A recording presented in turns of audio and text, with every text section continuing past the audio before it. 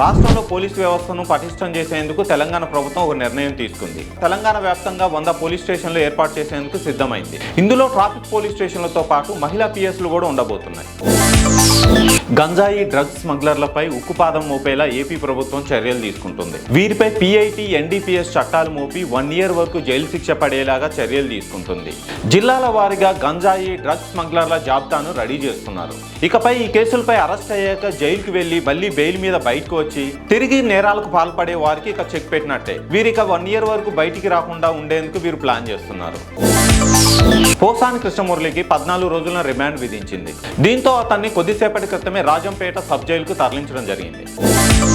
హోంమంత్రి అమిత్ షా అధ్యక్షతన నేడు ఢిల్లీలో హై లెవెల్ మీటింగ్ జరగనుంది. దీనికి ఢిల్లీ సీఎం రేఖా గుప్తా అలాగే మిగిలిన అధికారులు కూడా పాల్గొనున్నారు. శాంతి భద్రతలు, అక్రమ వలసదారుల ఏరివేతే లక్ష్యంగా ఈ మీటింగ్ ఉద్దేశం. ఢిల్లీ సహా దేశంలోని అనేక రాష్ట్రాల్లో బంగ్లాదేశీయులు అలాగే రోహింగ్యాలు ఇక్కడ ప్రవేశిస్తున్నారని, వీరు ఏరవేతే లక్ష్యంగా ఈ మీటింగ్ జరగబోతుంది. వీరిని దేశం నుండి తరిమివేయడమే లక్ష్యంగా ప్రణాళికలు రూపొందిస్తున్నట్టు సమాచారం. ఇప్పటికే పార్లమెంటులో ఇమ్మిగ్రేషన్ బిల్లు ఆమోదించడం గమనార్హం. కేంద్రంపై పోరాటానికి సిద్ధం కండి, తమిళులకు స్టాలిన్ పిలుపు.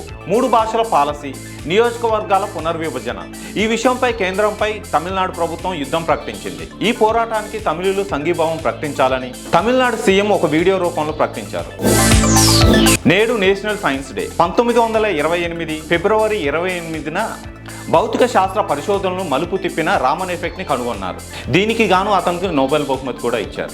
ఈ పరిశోధనతో సివిఆర్ ను నోబెల్ అవార్డు వరించింది. ఆయన సేవలను గుర్తించిన భారత ప్రభుత్వం 1987 నుంచి ప్రతి ఏటా సైన్స్ డేను నిర్వహిస్తోంది.